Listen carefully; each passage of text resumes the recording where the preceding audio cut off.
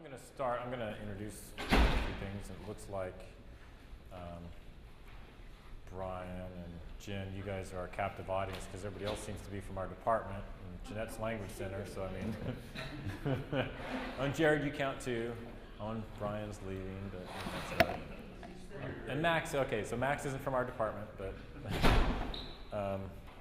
so I'm just going to start by talking about the handout that we just gave you here, and I'm going to start on the side that says supporting deep learning for international students. And we've done 3 sessions throughout the day. This is the 3rd one, but our rationale for the session is really based on 2 things. One, I think the faculty have a question of what can EIL students do after they finish the EIL program, and what can they not do? And I think my experience is every faculty member has expressed challenges with the English proficiency of students in their class. So our purpose is to explain with this handout a little bit about what they can do, and then the presentation will give you some ideas of what you can do to help support that learning. So just briefly, you can kind of read, starting on the side that says supporting deep learning. You can read while I talk for a minute, but the vocabulary load is immense for academic learning. And basically, students know a little more than half of the vocabulary words they need to know in order to succeed academically when they finish EIL. And if you look at the statistics here, you can see that it's quite difficult to acquire as much vocabulary as you need to be successful. So then the question is, what words do students know when they finish EIL? So are we actually doing anything in the EIL program? And if we are, what is it that we're doing? Because the students still seem to be lacking when they're done. Well, we do teach words. And here's a general idea of some of the words they know. So there's general high-frequency words, and then there's academic words which span academic domains. And those are the words that we focus on. Words that they don't know are these words in the next list. They don't know words that are specific to your subject area. So, and we give a few examples here, and these were taken straight out of classes that we observed. So, you know, like Hawaiian studies, canoe, crab, rights, entitlement, sovereignty, ancestors, social norms. You know, those are not types of those vocabulary words have very specific meanings to Hawaiian studies, and they're used frequently in Hawaiian studies, but outside of Hawaiian studies, like, Brian, are you going to talk about sovereignty and accounting? Okay, so maybe, right? But my guess is it's not going to be a frequent word in your class, right? Yeah. So they don't know these words. And then there's a little test on the bottom. Just how would you know what words they do know? You can ask a question if they have never, if you don't think students would have ever heard that word previously in another class, then probably they don't know the word.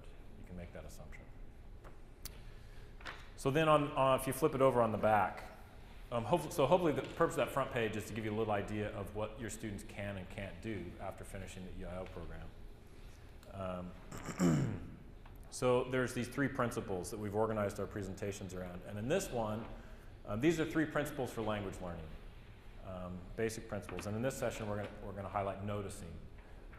Noticing is important because noticing means you draw students' attention to the language. You get them to focus on the English. So you're not just talking about your content area, but you're talking about the language itself. You've got to draw their attention to it. And when you do that, that helps them to acquire the language. So we're going to talk about strategies in this session that you can do to help draw attention to the language in your class. Okay. Is that good for an introduction? Thank you. See, Neil can clap because he's presenting. No. Okay. I'm right after you. Well, yeah, no, I know, but I mean, you're part of the presentation. Yeah. Okay. So I'm going to talk about a few strategies for just helping your students to notice vocabulary. I'm going to flip through there. Okay. To me, this is the easiest thing in the world to do, and any teacher can do this. Oh, let me preface this by saying, I don't think, you don't have to be an EIL teacher in order to help support students' language. And you don't have to toss your whole teaching methodology out the window in order to teach language. There are really minor, small things that you can do to support students' language. This is my favorite one. beginning of class, write 3 to 5 words on the board that you want the students to pay attention to, that you're going to use in that class that they need to know. And just by writing it on the board, you, at the beginning of class, and you can draw their attention, you point to them and you say, pay attention to these words, we're going to use them during this class. These are words you need to know. And by simply doing that, they notice the words, right? And you can go the extra mile if you want, and you can do a little bit more, and you could actually define those words briefly. And that would do some extra things. That would help them understand them a little more. It would actually help them hear the pronunciation. So when you say it, they would recognize it. And seeing it on the board helps them to know the spelling, so they'll recognize it when it's printed. And it helps reinforce it. So, easy thing to do.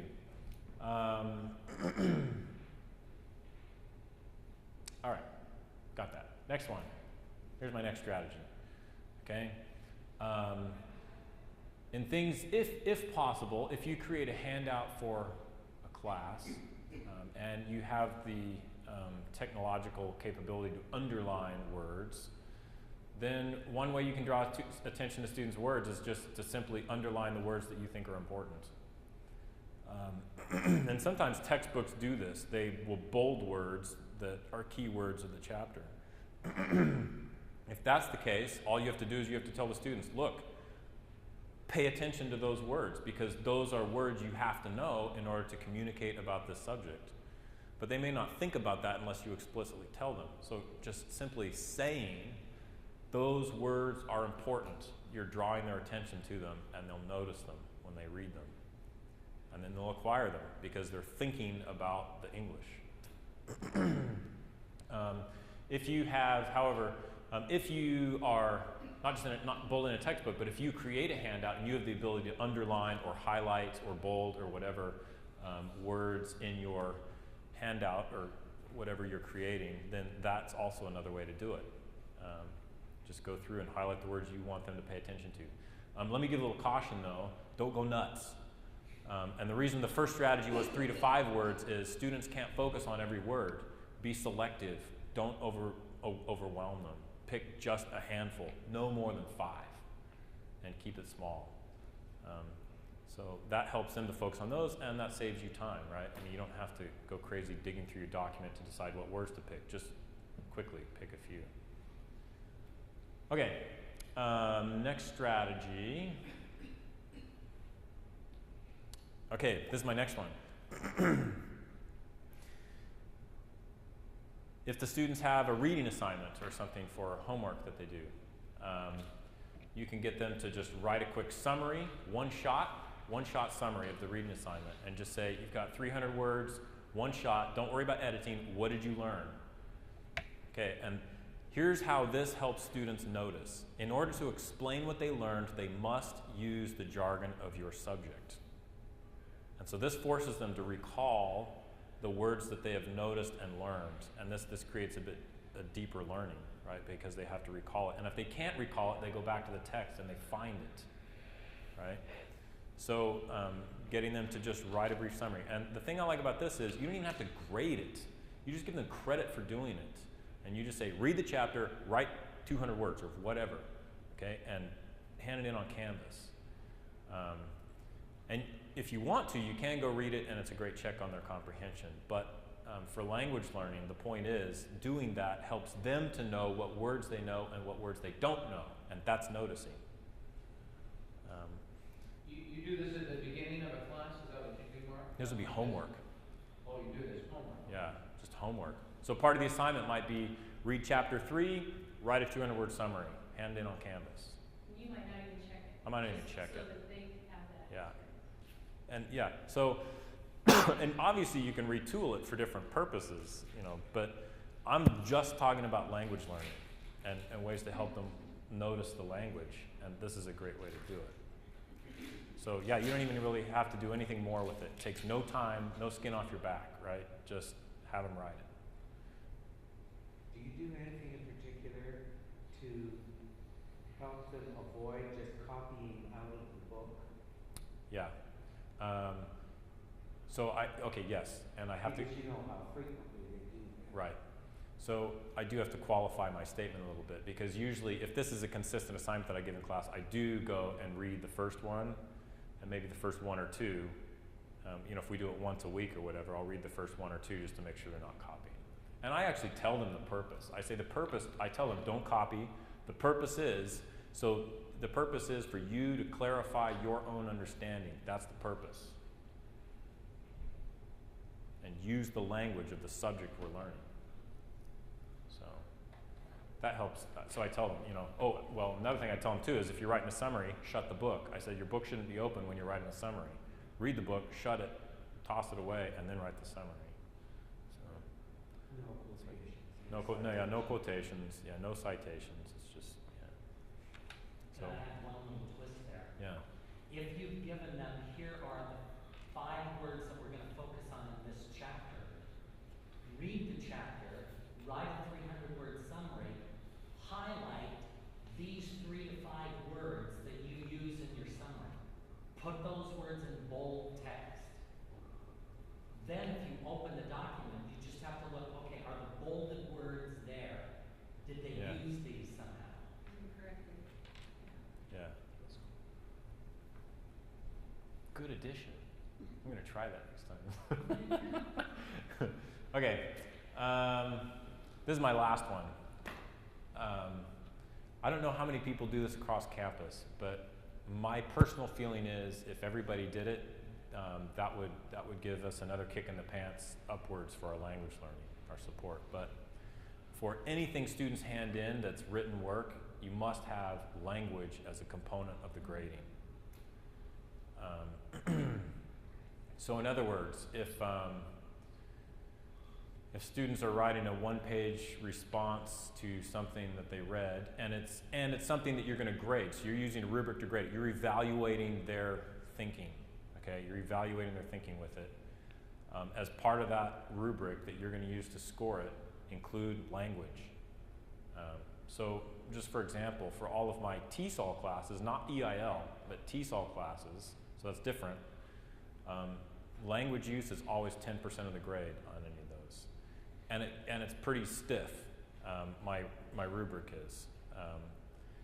It's to get a 10 out of 10 points on that, there have to be 0 errors, no errors, none. And usually my native speakers don't get there. And then it goes down a couple of errors, and then it's a pretty steep drop off. But the reason I do that is I want them to be held accountable for the language they use. So, however, if in your rubric, if when you're scoring and evaluating students' thinking, you never include any component for the language, then the students will feel the language is not important, and they won't notice it, they won't think about it. And this aspect of language learning says you have to draw students' attention to the language, not just its communicative function, but you must draw attention to the language itself. So by adding it explicitly to a rubric or how you score it, that draws their attention to it. If they'll read the feedback. Yeah. I had this experience in auditing class, and auditing is very writing intensive. And so I had a rubric, and I'd actually take points off the language was poor. Yeah. And they were just flipping out that I would take off 10% of the score because their language was poor, it just didn't meet criteria. They just could not. And there's a difference between the rubric and the score, right? Right? Well, no. No, like there can be, right? You can give them a rubric where you're at 4 on the rubric, but we can still get you a decent score. Oh, overall? Yeah, You- like you can do yeah, that, okay. just depends on what you want Yeah, to do. yeah. And I realized that if I don't mark them down, regardless of what the rubric says, they won't read the feedback. Yeah. Because they, I got a whole full printout, I don't read the comment. Yeah. They think Yeah, that's they're- right. In accounting, yeah, I was reading this with my husband, yeah.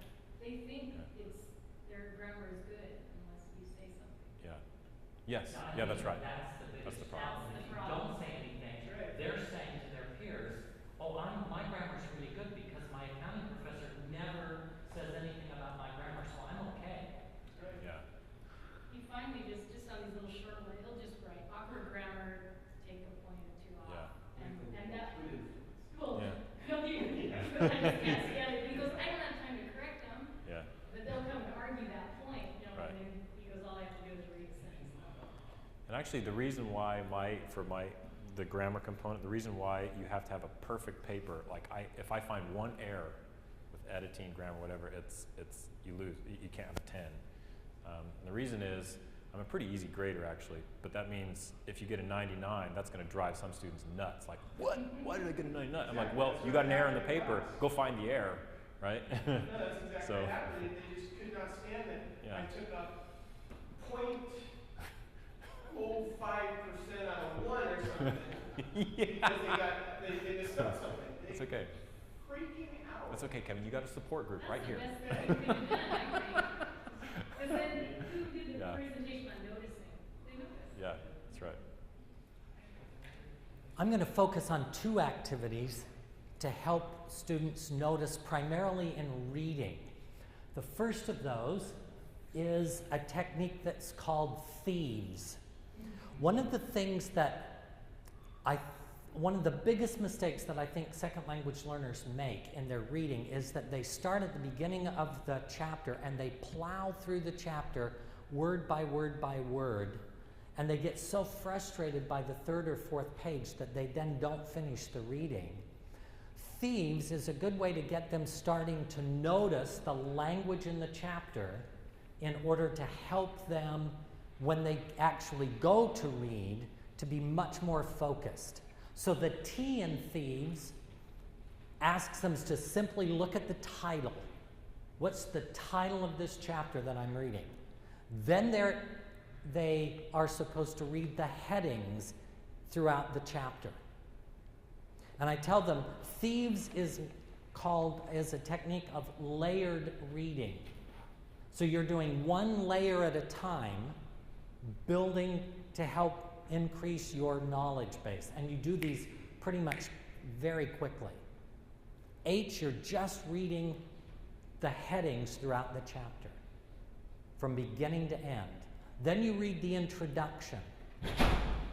Then you focus on every first sentence, and here it will depend on how long the chapter is. So if it's a very long chapter, just read the first sentence of every major section.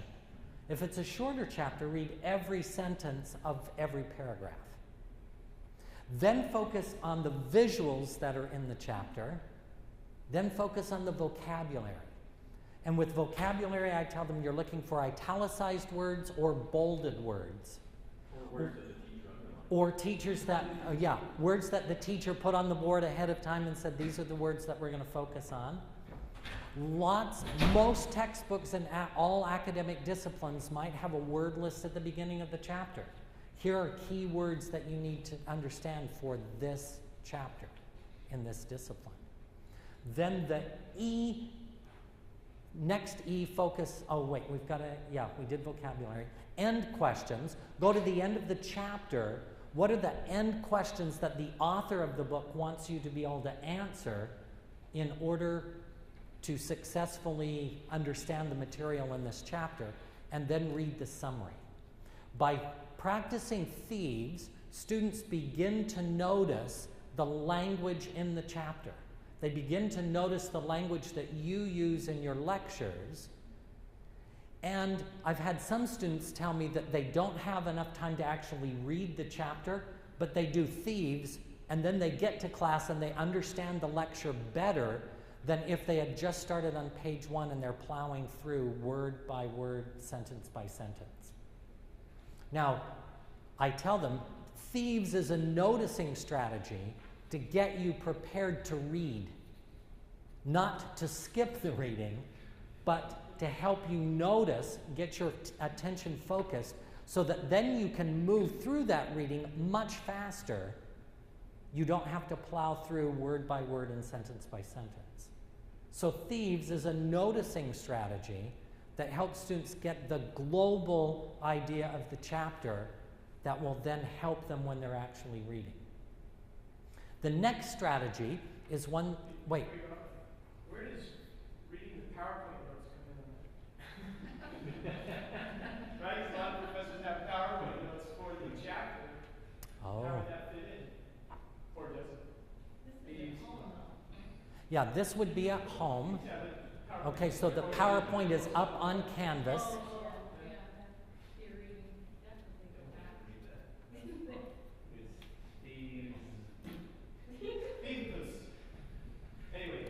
Well, there's, There might be organization. Yeah. If there were organization, if they could see that in the slides, that should help, and they should, be able to see the visuals and begin to get a concept of, unless they're not there. or what if the PowerPoint is the visual? So here's the chapter, here's the PowerPoint. Use the PowerPoint as for the V for visuals to get you ready before you're actually reading the chapter. And then you should be able to see some relationship between, okay, here's what the professor thought was important enough for the lecture that's built into the PowerPoint. Let's focus our attention during reading on the kinds of things that the faculty member has in the PowerPoint. If there's part of the chapter that's not in the PowerPoint, that should send the signal to the learner that wasn't important enough for the professor, it's not important enough for me. So just skip that part of the chapter. Any other questions about thieves? So are our students learning this technique in your EIL class? They're learning it in the elective class, the strategic reading class, but not in all EIL classes. Okay? And the truth is, lots of international students come, not lots, but a portion come, they take the placement test, and in terms of the EIL program, they don't need it. But in terms of being successful in your classes, they still need language support. And so there's lots of students who never go through EIL that still need language support. Well, this works for native speakers too. No, I was just wondering if I could make the assumption that my international students have gone through. Have all, they know what thieves is. Yeah. Or if this is something I should maybe teach in my first day of class. I want you to read the book, and here's a technique that can help you. Yeah, so you can steal this idea. You're supposed to get the connection between steal and thief. Okay, that joke failed. Can I just add in there? We have a bunch of international students in TESOL, and I still teach them. I never use thieves, but I teach them very similar things. And I'm still surprised how many of them Have a teacher read. I don't read it like a novel. Yeah. It's So, reinforced. yeah, teach this at the beginning of the semester and say, here's one strategy that you can use that will help you notice the most important elements of the chapter so that before you read, you know how to engage yourself during reading. The next strategy that I want to show you is a strategy for noticing that's called set purpose. And again, most international students are going to say, the reason I'm reading this material is because Dr. Kimball assigned it. Well, I tell them that's the stupidest purpose in the world. Just because Dr. Kimball assigned it does not mean that that's a good reason to read the material. So I think that it's really important for us as faculty to help them see what is the purpose of this reading. And not everybody has to have the same purpose. But if you share with them some key action verbs that help them along Bloom's taxonomy of understanding here are some things that you could do in setting your own purpose, because if you've got a clearly articulated purpose, that's going to help you notice sentences in your reading in order. And then we've got verbs in 5 columns. Recall verbs, understand verbs, apply, create, analyze, evaluate. I suggest to students that they first do thieves so that they've got an overview of the chapter that they're going to read. And after they've done thieves and they notice the major elements, that they then set their purpose. Because then their purpose is going to focus them even more and help them really notice the elements of the chapter that they need to be prepared to discuss in class or write about in class. And after they've done thieves, it's easier then to choose a verb from this list to say, okay, knowing what I know about this class and having just completed thieves, in this chapter I need to be able to distinguish between these 2 different accounting practices. Or I need to be able to debate both sides of this issue. At this point in the semester, this week I did a review of the 4 strategies that we've taught in the strategic reading class so far. And one of the students did a testimonial in class yesterday where she said setting purpose has allowed her to be much more focused in her reading, and she feels like she's now at a point that she's able to understand the material that she's reading and contribute in class in more meaningful ways. Another student showed a really good example from the Psychology 111 textbook, how she used thieves with that textbook to get her noticing the major elements of the language before she was reading. And both of these sisters gave really good testimonials that the strategies are helping them notice the material and thus help them accomplish purposes in the classes that they're taking on campus. Any questions about set purpose?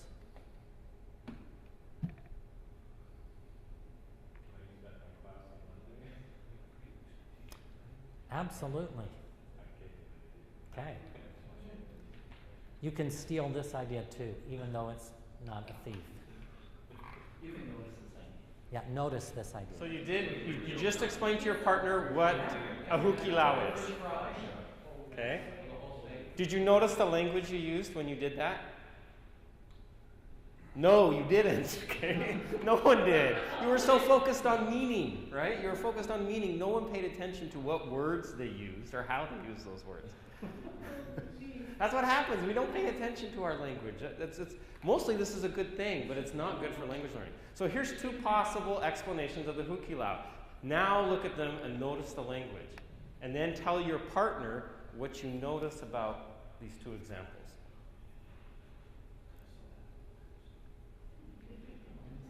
Not the number of words, please. You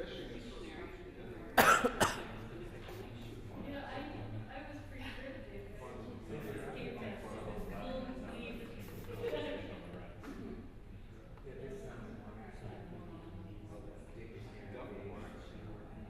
Okay, so I want you to make some guesses now. Now tell your partner, who do you think wrote or said this one, and who do you think wrote or said this one, and who are they communicating with? What's the situation? Dictionary definition or academic. Someone who's actually done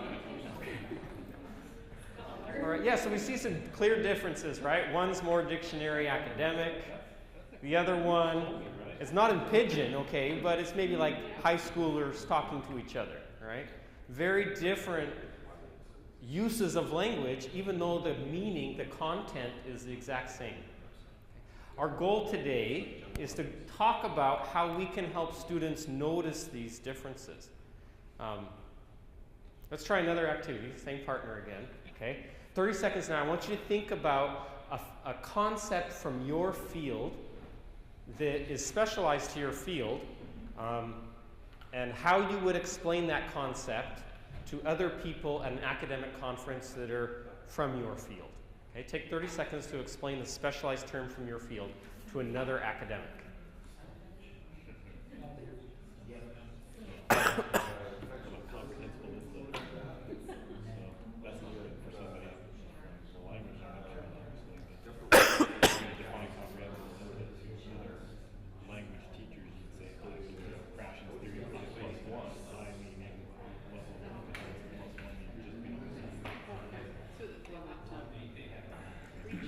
Okay, if you haven't switched, switch. Let the other partner give their explanation of whatever term they want.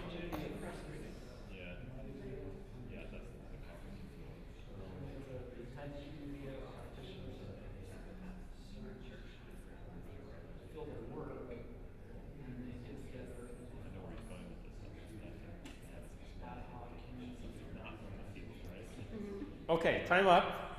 Now I want you to do the exact same thing, but the situation's different. Now, you just come back from this academic conference and you're meeting with some family members or maybe your friend, your neighbor. I want you to explain the same term again, but now you're doing it to someone who's not an expert in your field, doesn't know anything about your field. Explain the exact same term to someone who knows nothing about it.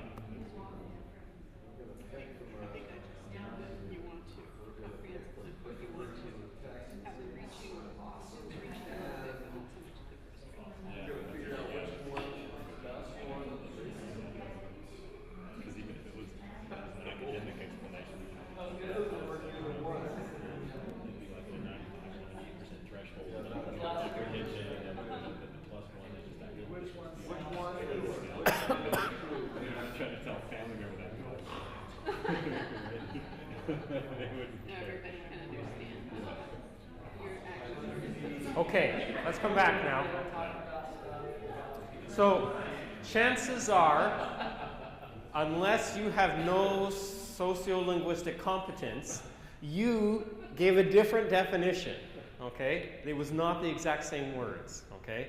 Because you realize you have to change it. There's different grammar, different vocabulary for different contexts. You made changes to what in linguists call register. Another way to think of register is just the style of the language, okay? But it's changes to vocabulary, to grammar, even sometimes the content, the details we give. We change that depending on the audience. So who's listening, our relationship between them, our relationship to the content, even the location. Even if I were talking to Neil at church, I might talk differently than I were if I were talking to him at the beach. Okay? I probably talk to him differently now than I did when he was my professor. I never said Neil.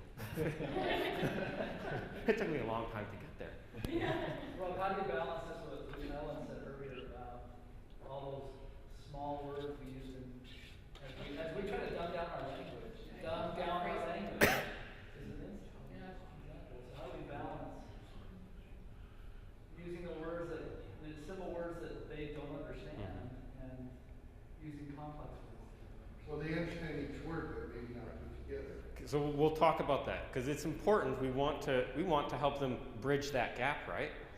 They might be very good at that conversational style English, but part of what's holding them back from success at university is the academic language. So we'll talk about it. We've got to kind of work with where they are and bring them along. You're right. I just want to give you an example. In one of my classes, we were studying about agriculture and different ways that plants grow and are harvested and cultivation. And so on the test, they had to read an article about kalo, taro. And then they had to watch a video about taro cultivation, and then they had to write a summary of the process of taro cultivation. And as I was reading their papers, one of the steps that almost everyone listed is, and then you got to bust the taro out of the field. I'm like, bust? I mean, that is definitely not an academic word, but it's also not a high-frequency word for most international students. And what I realized is the video I had them watch, that at the beginning the woman gives a nice, good, the legend of kalo in Hawaii, and then they go out and they talk to a farmer. It was here on the North Shore, and he tells about the process in the field. And he says, and then you got to grab and then you got to like bust it with your foot and take it out. Well, it was apparently very salient. They learned that word, bust, but they had no idea that bust is not something we say academically. It sounds very different and inappropriate. So it was a good reminder to me, we need to teach which kinds of vocabulary words are appropriate for what kind of context. The meaning was great. They understood the meaning very well, but it just would not work, okay? It's like once we were listening to some speaking samples of students, and in one of them, this little Filipino student was describing a story, and she said that the man was pissed. We had a hard time rating the sample because it was so unexpected and not appropriate. So here's some tips to help you teach register. Try to model, and this is the problem Jared's saying, is that how do we model appropriate register in our classroom?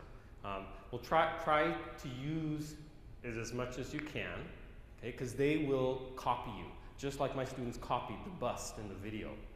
If I can use the kinds of language I want them to use and highlight it, then they'll feel more comfortable using it. The other thing is to highlight register use in the types of texts and materials that they have. So talk about it. Bust isn't a bad word, but let's talk about what are some other ways that we might describe the busting action in a more academic way and help them recognize that, hey, different words, but same meaning, but different contexts. I would recommend not saying that some words are right and some words are wrong, but instead just saying, when are words appropriate to use? When is it going to be better? And how could you make this better? I know when I was a new teacher, I had students come from the writing tutor. The writing tutor wrote on their paper, it needs to be more academic. And the student said, well, how do I do that? How do I make it more academic? And as a new teacher, I thought, oh boy, I have no idea what I'm doing.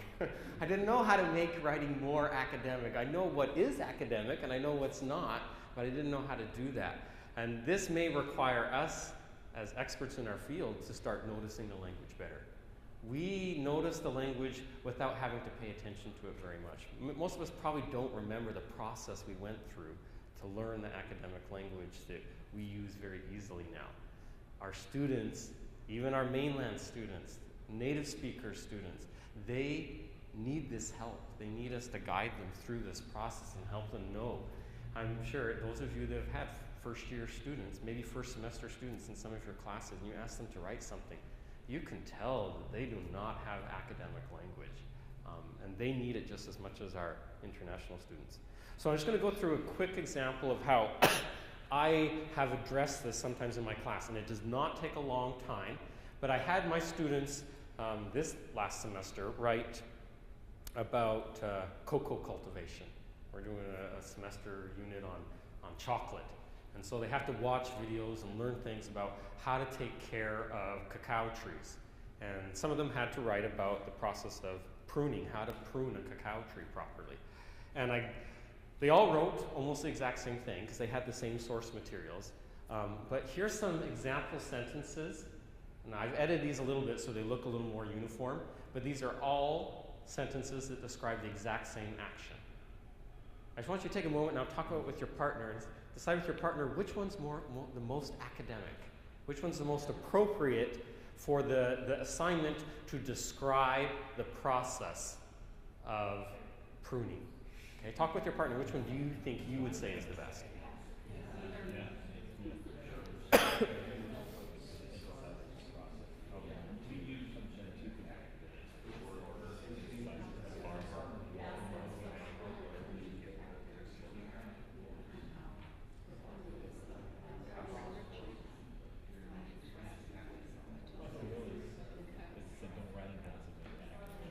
Okay, now probably 12 years ago, I could probably tell you which one I think was most academic, and that the other ones are probably not appropriate. I don't know that I would know the meta-language terms to describe it, and you may be in that situation, and that's okay. You don't have to necessarily know all the meta-language terms to describe why one is different than the other. But you could at least tell them, this is better, and then tell them where you think the other ones might be more appropriate for. And if you still want help, then you come see me or someone else, and we'll talk about the meta-language terms. But how many thought that number one is the best academic example? What about number two?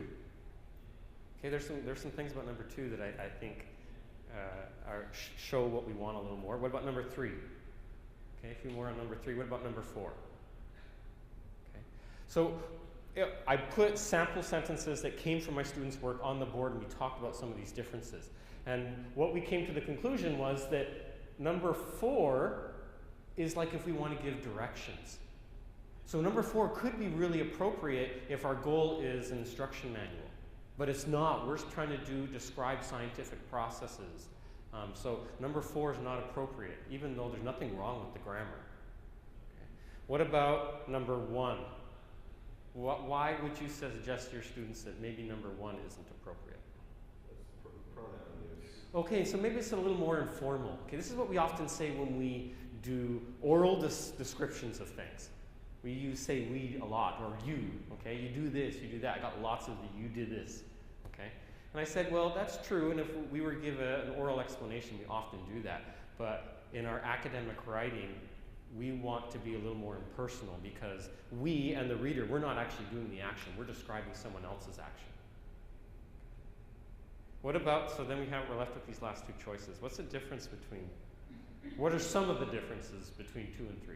Well, I think 2 sounds less academic because of the use of the past tense. Mm-hmm. Where the third example has sort of a generic passive construction, which sort of puts it in, an abstract process. This is what happens sort of all the time. Whether the second situation, or the second sentence, the grammar seems to set up in time somewhere. Right. So I would not be too worried about the second one. What I've mentioned to my students is we're not describing a story. We're not telling a story. That's not the purpose of this particular assignment. We're not telling a story of a farmer who did something. We're trying to describe a continuous process or an ongoing repeated process. And in that sense, using the present tense is better. So if number 2 were changed to farmers use a machete, then actually that I think would be quite appropriate. The second one is the same idea. It's just that as you mentioned, we're putting it in past tense, and all that I just mentioned to them, it makes it a little more cognitively challenging to read, but it places the focus on the action. And if our purpose is to describe a series of actions, that one might actually be even more appropriate. So a short discussion, it may not need to take more than 5-10 minutes, but it can help your students move beyond just understanding meaning and getting into that really deeper uses of language. The things that bother you when you read something, you go, this just doesn't feel right. Well, it's because they probably have a very simple view of register. Okay? One form of language for everything I do, because that's all I can handle. But if you can point out that language changes, the grammar, vocabulary changes, the situation, the context, changes how the reader perceives them, it'll give them more power to use language in a more professional way. Any other comments or stories you want to share of how you've addressed issues of language or style in your classroom? I guess I'm thinking, just based on what you're asking us to do, if it's to describe in general what happens, let's say farmers use short machetes to prune trees. Like using the word bud tree, it seems like it's a specific instance. If we're trying to describe something in general, it's more to prune trees. Right, and so you could talk about that. Farmers use machetes. I think an important thing to keep in mind when it comes to register or style is that we're not necessarily looking for a right or a wrong way to do it, but what would feel most appropriate to you, as Ken Bain talked about yesterday, as a representative of the academic field that you represent. And let them know, here's what I think I would recommend. And then they can start to make those choices. Can I just add something, Rob? Because just 2 things. I hear this comment a lot from people. They say, oh, well, when I talk to the student, I can talk to them just fine.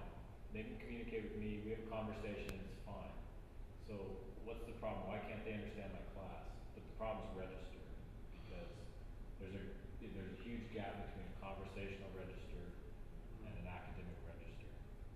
And controlling register like this is one of the most difficult things to do. And it's easy to misinterpret a student's ability. You think that they're advanced English, and you think, well, why are they doing that? Why did they say that? Why did they, why does it sound so terrible? But the reason is it's a very difficult thing to control. So we have to draw their attention to it so that they can learn to control it. And the best way to do that is just feedback on any particular assignments you may have. I first was alerted to this problem when I had them do their homework. They came to class and they had to explain like an oral draft before they were going to write it. Just take 5 minutes at the beginning of class, explain what you read or what you saw in the video to your partner. Do an oral draft of the process. And as I went around the classroom and listened, I heard lots of, you do this, you do that, we do this. And I realized, oh, okay, they've got the meaning down, but they're not going to get the register. They're not going to be able to write this as an academic process. And so I highlighted it then when I got some examples. And for most students, it was not difficult to make that change then. They went back through, they just revised their sentences so that they used maybe some passive voice or they dropped the past tense. And it made a big difference in the professional look of their writing. Well, we have some time, so we thought if we have some time left over, maybe we'll just go and we'll sit at your tables and talk to you about what ideas you might have of how you could highlight incorporate noticing strategies into your courses.